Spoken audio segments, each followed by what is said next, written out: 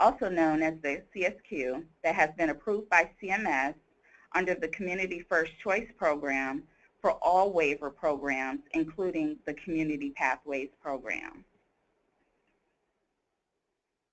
So on the screen is just a reminder of information, a little bit of background about the Community Settings Rule.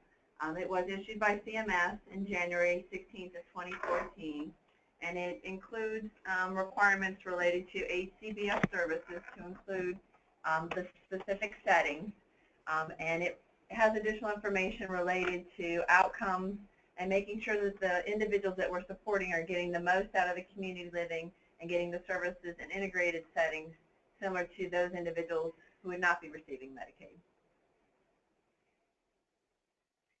The CSQs help determine settings that are not home and community-based settings. As noted in this slide, the following settings are excluded from the final rule: nursing facilities, institutions for mental disease, also known as psychiatric hospitals, ICFs for individuals with developmental disabilities, and hospitals.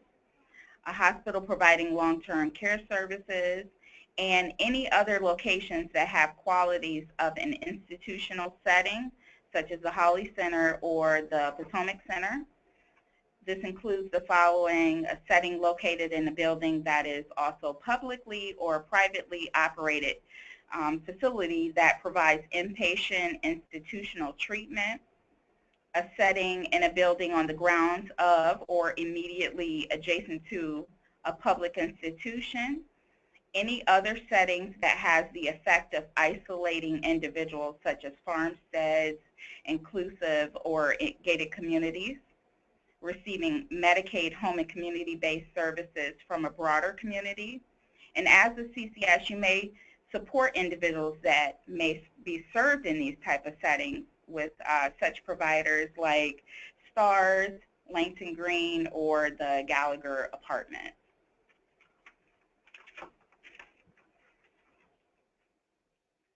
So home and community-based settings, rules, and requirements, as we've listed here on this slide that you've probably seen before in previous presentations, it requires that the settings are integrated in and support full access to the community, that the settings should be supporting people in seeking employment, and employment we mean employment in integrated competitive settings, that our services should be picked by the individual from among different options, that the settings should protect people's rights of privacy, respect, and freedom from bullying and restraint, that the settings should also help to support an increased freedom in making independent decisions and life choices, and support choice in picking services and providers.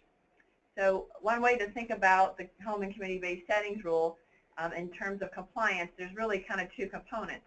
One is the actual site, so the licensed sites, the day program, the residential program, and the second part would be the person's actual experience. And so those are the opportunities to seek employment, have choice, and quality of life in a community based on their choices. So as the CCS, you just want to make sure that when you're going into these sites that you're observing is the settings are integrated and participants have a full access to the community. You want to make sure the participants have the ability to seek integrated employment, and you want to ensure that participant rights are being protected, and choice is essential when a participant chooses their services and providers.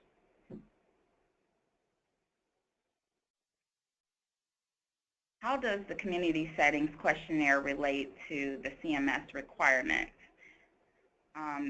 It has specific questions related to the characteristics, as Rhonda stated before, characteristics of the setting and the person's experience.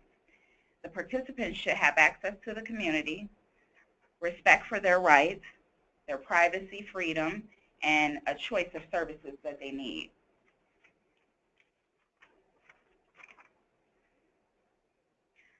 Participants with RES have providers. They use service agreements. And the key components the participant has at minimum will be the same responsibilities and protections from eviction that tenants have under landlord-tenant law of the state, county, city, or other designated entities, as well as having appeal rights. show on the slide is just another reiterate of the actual federal requirement that the state needs to ensure that there is a lease or residential agreement or other form of written agreement that will be in place for each of the people that we support. And so as Tara mentioned, individuals receiving services in residential habilitation, our providers currently have service agreements. And again, it's key to make sure that the individual has signed a service agreement, and within that agreement that there are protections related to evictions and an eviction process and the appeals. So those are the focus areas that the federal government has been focusing on. So related to the CMS requirements related to residential again and some of the other specific ones, each individual should have privacy in their sleeping or living room or living unit. Individuals should have the freedom and support to control their own schedules and activities and have access to food at any time. They should be able to have visitors of their choosing at any time, and that setting should be physically accessible. So when you think about some of these elements related to our residential support and privacy and respect, some of the things that come to mind and other requirements and questions relate to having access to keys and locking doors. And so when you're looking at that and individuals have the ability to lock their door, which we all have that right, some providers may also have some staff that are have access to keys in case of emergency situations. And so it would be important to find out that information and to consider the appropriateness of the number of staff that have that. For instance, it could be that the house manager has it or the lead staff has that, or it's in a location where they can access it, versus maybe every staff has a key that they keep with them at all times. So you'd want to look into that and get some additional information related to that. Participants have the opportunity when they're considering residential providers to look at whether they would have their own room or possibly sharing a room with a roommate. So you want to confirm that they had that choice and that they made that choice. And when you're having that discussion, it's always a good idea to remind them that they have the choice to change services and providers at any time because maybe they want to make that choice differently. And when people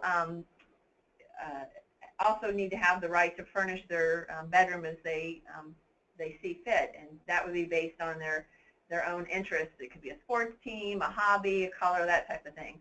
And so when you're visiting with them, and you've probably already seen this, their room should be really decorated or set up for them. They should set it up in the way that they want to. So if you go into a group home or an ALU and you see that everybody has the blue comforter and the same picture on the wall, then that might be an indicator that this has not been the choice of the individual, that maybe this was set up by the provider.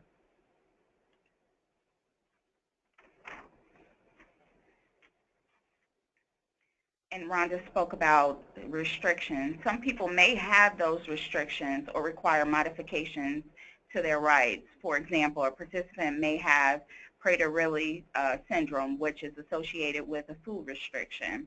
Another example may be a participant suffers from dementia.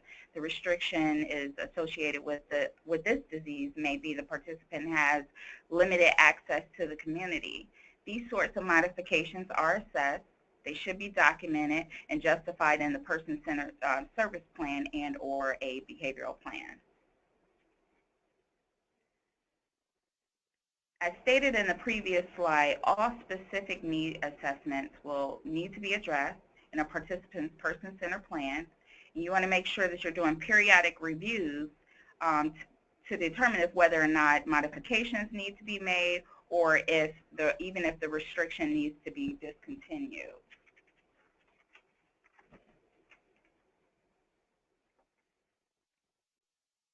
The initial CSQs will be completed for FY17 for the time through the phase of January 1st through March 31st.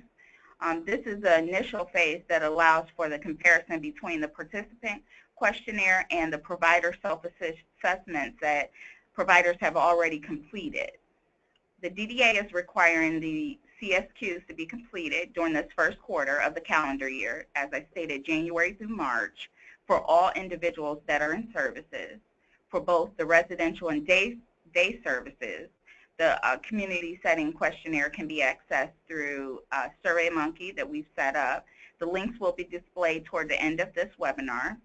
For the day CSQs, it applies to participants receiving community learning services, day habilitation, and supportive employment services only. For residential CSQs, this applies to individuals receiving residential habilitation, alternative living units, or group home services only. CSQs will be completed as part of the monitoring activities and or during the person-centered pre-planning activities that occur during this quarter.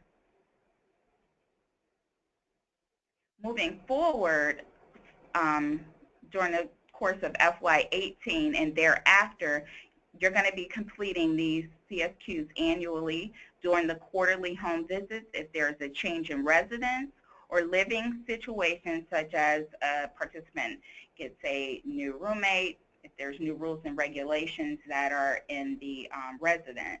The CSQ is being incorporated into the Maryland's LTSS, and again, you guys will be conducting those annually or if there's a change in service settings.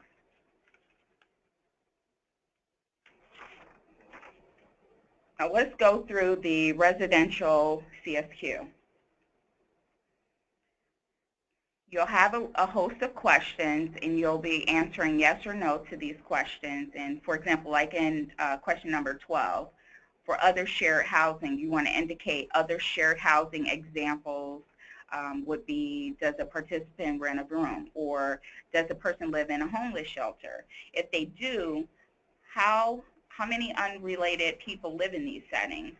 Do any of the unrelated individuals receive services or supports in these settings? And describe those.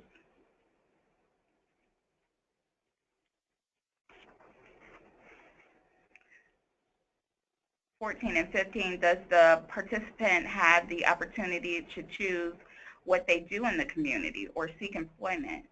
You as the CCS should be providing the participants with this knowledge. Is the participant aware that if they aren't satisfied, as Rhonda mentioned earlier, with their current provider, letting them know that they have that choice to choose a different provider?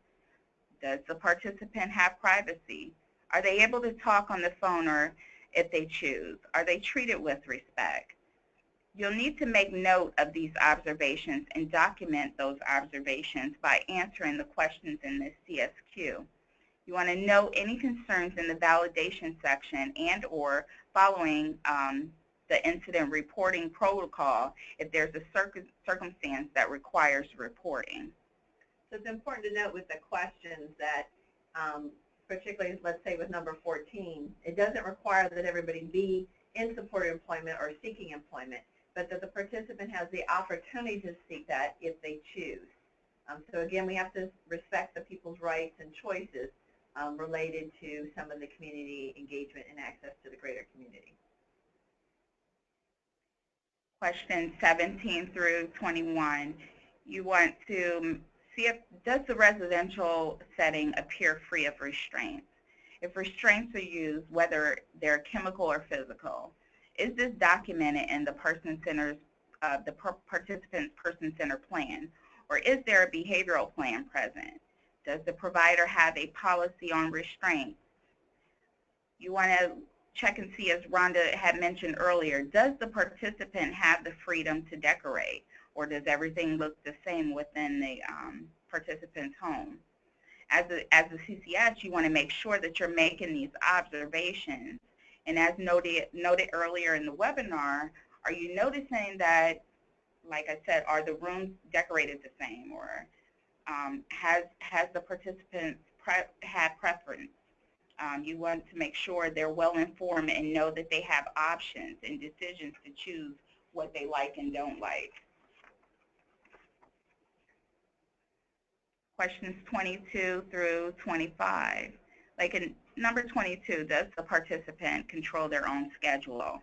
Is the participant given a choice in what they do? 22B, does the participant have access to food at any time? As the CCS, you want to make sure that if there are restrictions, these restrictions have been documented in the person-centered plan and or the behavioral plan. Is it present? And does the participant in question number 25 interact with members who do not receive services? Again, does the participant have the opportunity to go places and do things that he or she chooses to do? You want to make sure the participant is aware of their rights to make choices.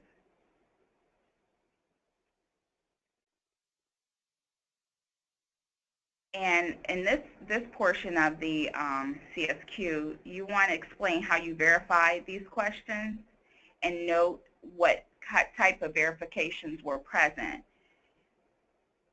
And by conducting the site visit and verifying documentation review, also reviewing the person-centered plan, observing, and you want to make sure that you speak to staff or family members that are available. So, you know, when you're thinking about this questionnaire and you're completing it, you have some knowledge of the individual. You've been supporting them for some time, so you're familiar with them. You do quarterly visits, you've done individual plans, or you may be new. It may be a new person to you, a new case that you just had.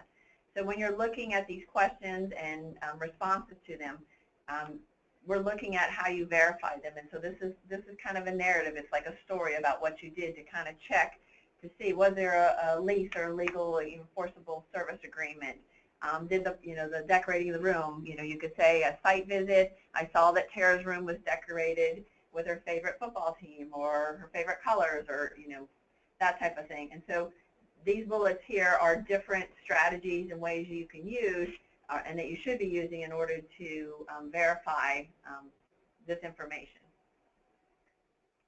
And we noted, I'm sorry, at the end of that slide that verification, can you go back one? It's important to note that the verification solely through the provider report, so a provider reporting or a staff member reporting, is not sufficient. We really need to verify that from other people and other strategies, because there's an inherent conflict with asking or using the provider as the source of information.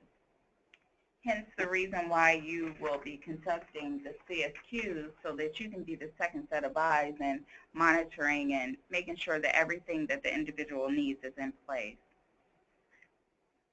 This slide provides the, if you answered no to any of the CSQs, you want to make sure that the appropriate documentation is noted either in the person-centered plan as stated before, or ensuring that there's supporting documentation present to support the services that have been identified for the participant. So the home and community-based settings rule requires people to have the same rights and ability as you and I do to have our own place, to have protections from being evicted from an apartment or agreements that we have, to be able to decorate things, have food at any time, have visitors at any time. But as we mentioned earlier, there may be some individuals that, based on circumstances, diagnosis, history, condition, that they're not able to have all those access. And so CMS refers to that as there may need to be a modification to the person-centered plan, or a modification to those rights that we all have. And so these are the elements here that are required by CMS, that if there was a modification or a restriction to, let's say, access to food in that example of someone with Prader-Willi, or access to the community for someone with Alzheimer's or dementia, that you need to make sure that that's documented in the person-centered plan. And it's got to be more than just that there's a restriction to food or access to the community. That CMS says that we really need to look at the specific and individual need. There needs to be an assessment about that. Like, who made that decision? Was it the provider that said we don't want to have visitors at any time, or is there a reason why we can't have visitors at certain times that's specific to the individual? And then we should be looking at positive interventions and supports that were used prior to help to justify that. There should be consideration of less intrusive methods to meet that need, what was tried before, as opposed to going automatically to really restrictive and rights modifications. There should be some clear description of the condition or the situation that's requiring that. And in the plan, that needs to be documented, what kind of regular collection and review of data is going to be collected related to those, any time limits and periodic reviews. need to make sure there's informed consent by the individual and their authorized representative for restraints and other restrictions. And there needs to be some assurance that that intervention would support the individual and cause no harm. And so we'll see some of these things that are elements of the person-centered plan and also part of the behavior plan. Okay, let's go through the community settings questionnaire on day settings.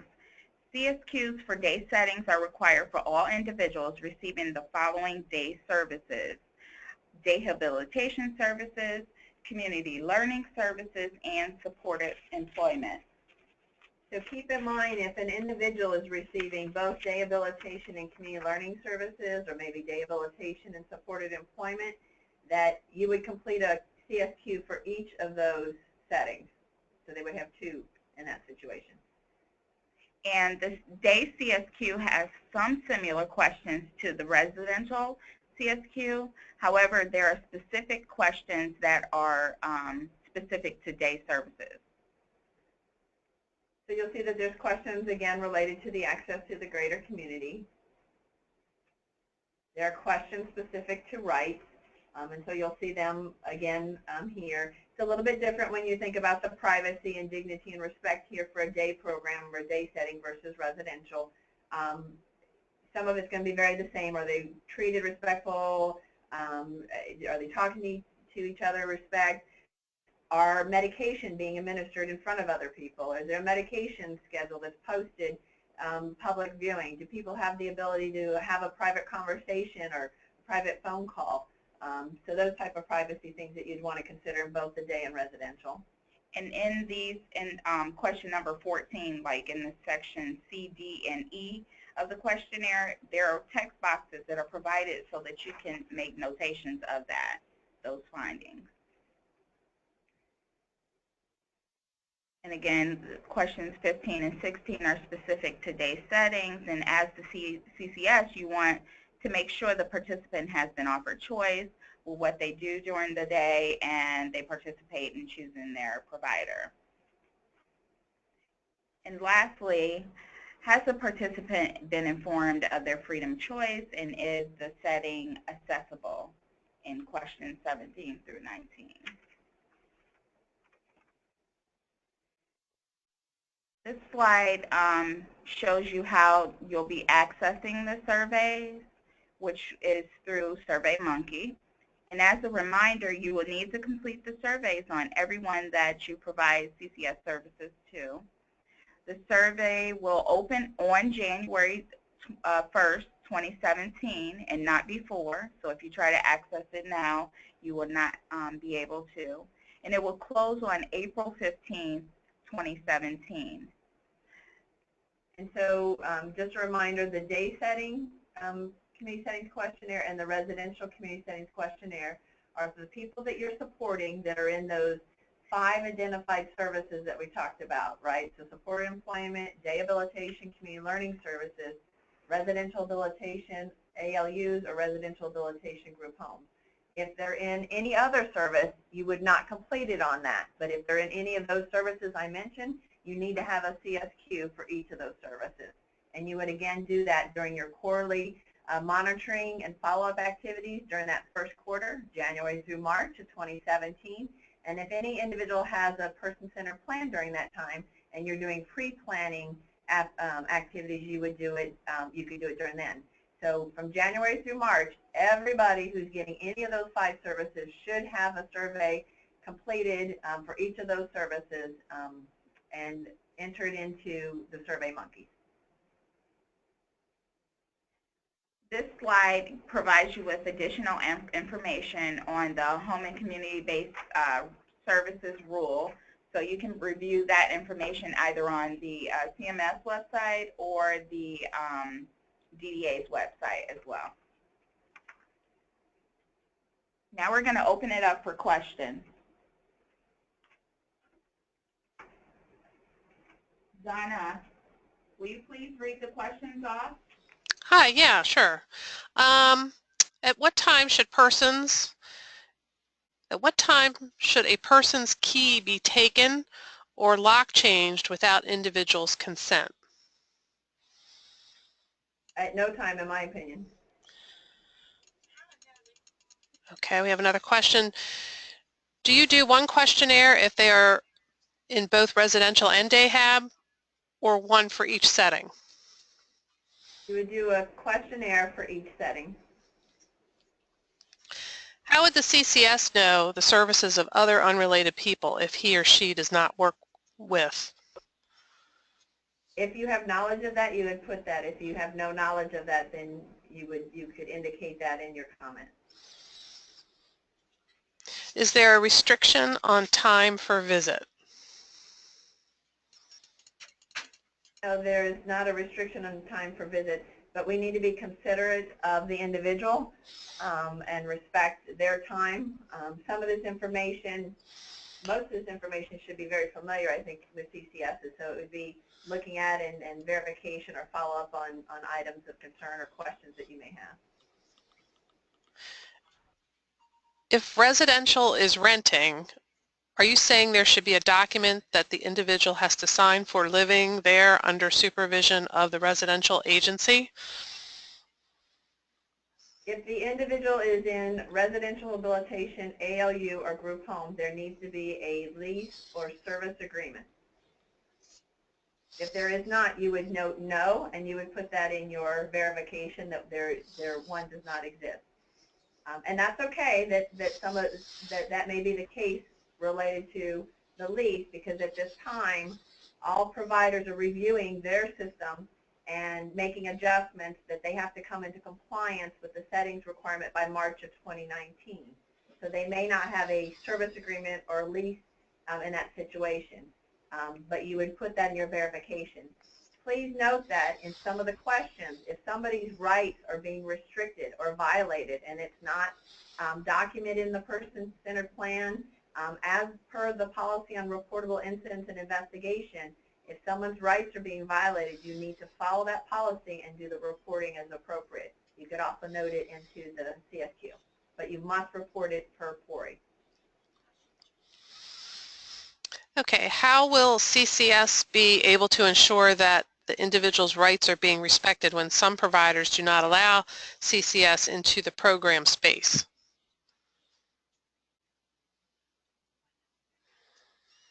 A good question. I think if you're having challenges with accessing the individual or seeing them in different settings, to contact Tara. Yeah, you want to make sure that you let your supervisor know, and your supervisor is a chain, and they'll let me know as well, so that we can address it with the provider directly through provider relations.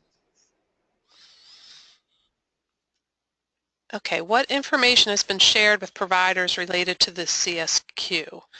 There are questions on the CSQ that historically have not been asked during monitoring visits, i.e. information about leases, etc.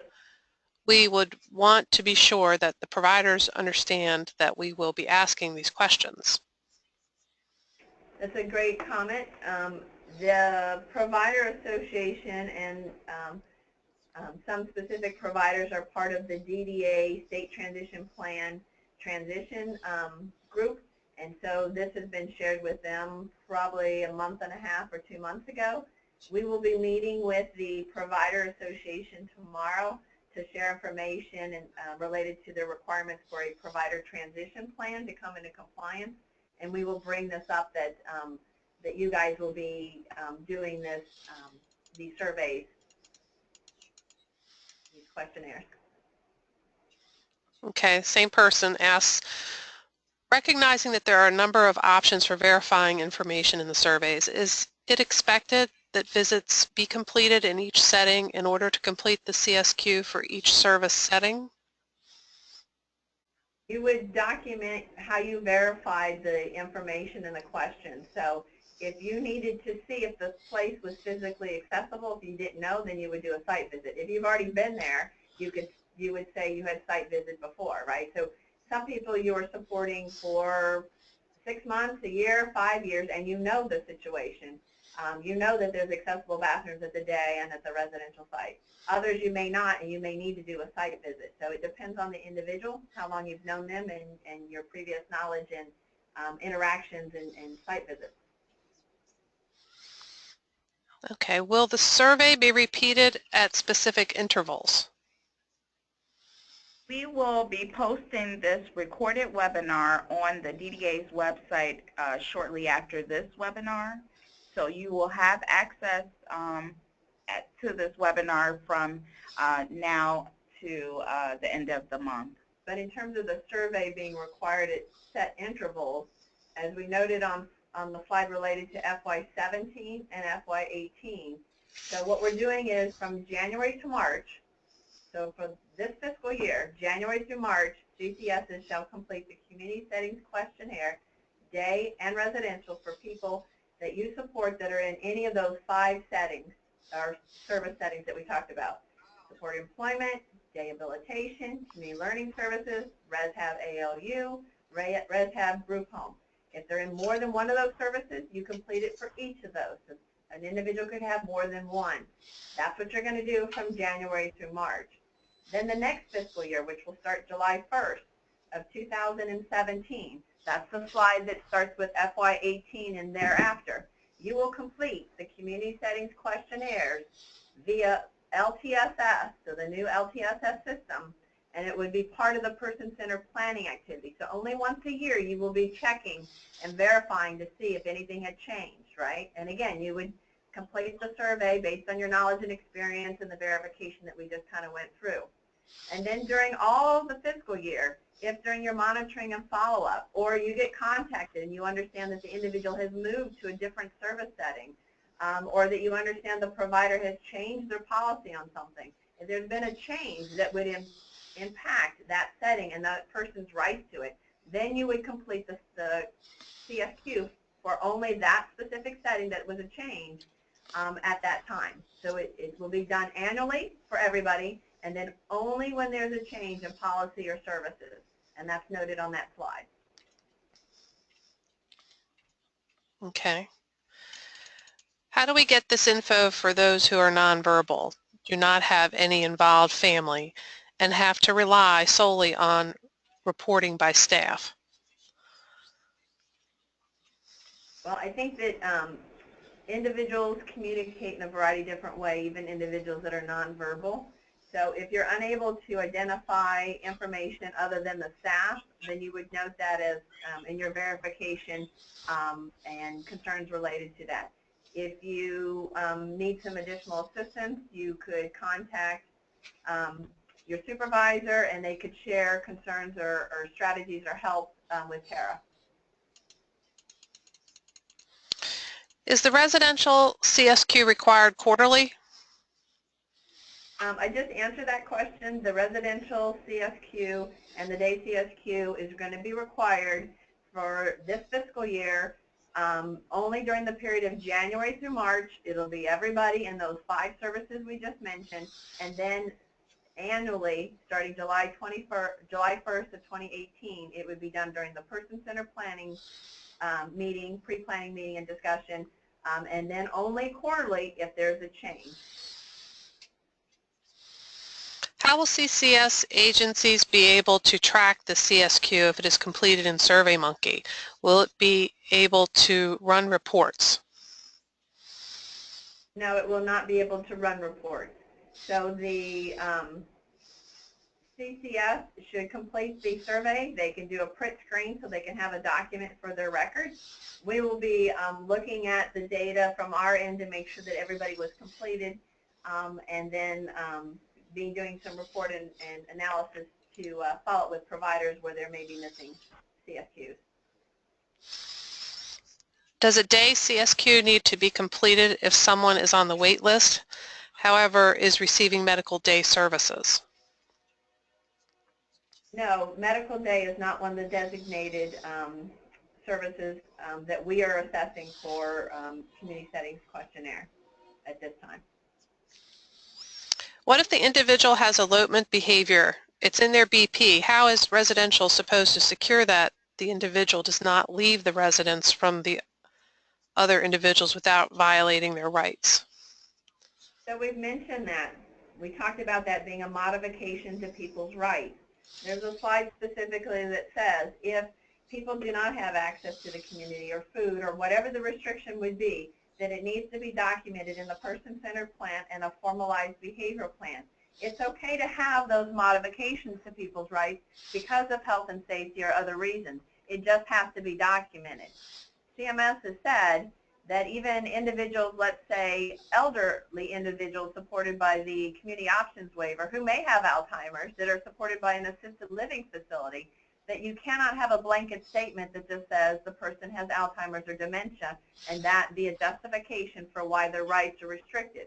You need to have those data elements that we noted on that slide about assessing the need, having time frames, making sure there's no harm. Those things are required. So again, you can have modifications to people's rights. There can be some restrictions and requirements. It must be documented and be specific in each individual plan.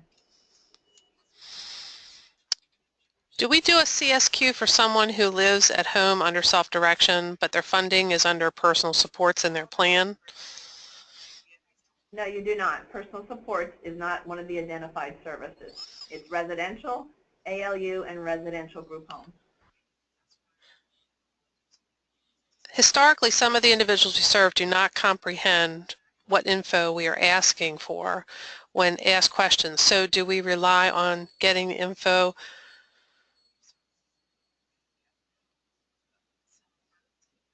So for from, individuals, go ahead. sorry, I'm not sure how this ends. So do we rely on getting the info from if only access is to staff? I guess so getting the info from them if the only access is to staff. So as we mentioned earlier in the previous similar question, it's important for CCSs and all of us to do our best to make sure that we have the best strategies we can to communicate with individuals. We understand that individuals are all unique, but we want to do our best to make sure that they're informed of choices and options so they can make an informed decision.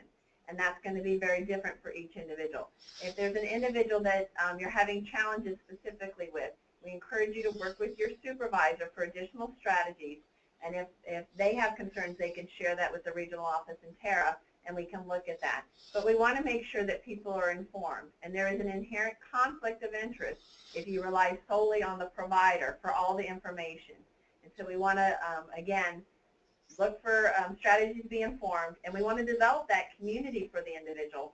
It can be non-staff related community, but really having them access and engage and be part of the community and other non-funded support services are really key and a part of the community settings requirement. Okay, will the CCS have access to a Word version of the CSQ if Wi-Fi is not available? So we have provided a PDF of the CSQ that you can print out and take with you if you wish. I would suggest you talk with your supervisors within your agency on how you want to proceed. Just to clarify, you want all day and residential CSQ completed for all of DDA by March of 2017. Correct. So during the first quarter of the new year, January 2017, March 2017, all CCSs during that 3-month period should either be doing a quarterly monitoring and follow-up visit, or there may be a person-centered plan that's required during that time, so they would be doing person-centered plan pre-planning activities. You will be touching and interacting with everyone you support that's in services funded by DDA. We're not talking about people on the waiting list. We're talking about people in services. That is a current requirement for all CCSs. You will be in contact and touching everybody during that quarter. So yes, we have the expectation and requirement that that would be conducted for everybody that is funded for day habilitation, community learning services, supported employment, residential habilitation group home, and residential habilitation ALU. How will the provider be held accountable for any findings that don't support needs of individuals? Will this document be used for DDA to follow up with the provider? And if so, how often will it be done? So as we mentioned in the beginning, this initial CSQ will be used as part of our validation of the provider self-assessment survey. We will take this information and it will be shared with the Hilltop Institute for analysis. We will then be continuing to work with the providers and providing technical assistance because, again, for some of these elements, such as the service agreement, they will be working towards compliance, which is required by March of 2019. And so we'll be working with them on that end. From your perspective and your role, this provides an opportunity for you to further look into the supports and services that are needed of the individual to help them engage and connect to the community, to include non-DDA funded services, to look at new strategies for communication and informing them of their choices and options. And you can see, are they happy where they're at, and do they want to make any changes? So this is going to provide some additional information for CCSs to further develop that interaction and relationship with individuals. Okay, when residential receives funding for startup costs, should the individual get a choice in what items are purchased on their behalf? Absolutely. Individuals, because the funding is to support the individual. So you would want to, if you're working with someone who is moving into a new service area that is getting what we would refer to under the waiver as transition services. It used to be referred to as startup costs, but these are actually transition services for the individual to help set up their room or their apartment and such. That should be based on the individual's preferences. And so, yeah, there should be a conversation and a coordination related to that. If someone is in day and in residential, will 2 visits need to be conducted in the first quarter? Yes, if you had not visited them before, as we mentioned, you may have been there. You may be working with someone you've been supporting for 3 years, and you've been there at different sites and settings. You know that there's an accessible bathroom, that type of thing. So you can verify that by saying, you know, that you're aware and you've seen it, it is accessible, it is usable. If you need to go do a site visit at both places, then you should do that. Is this a requirement for those who are state-only funded, not in the waiver, or private pay? It's a requirement for everybody that's in services.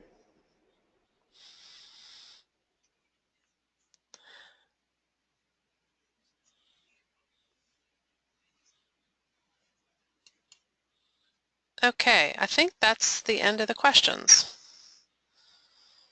Well, thank you, everyone. The DDA will be posting the recorded webinar on our website for all CCS to review prior to January 1st.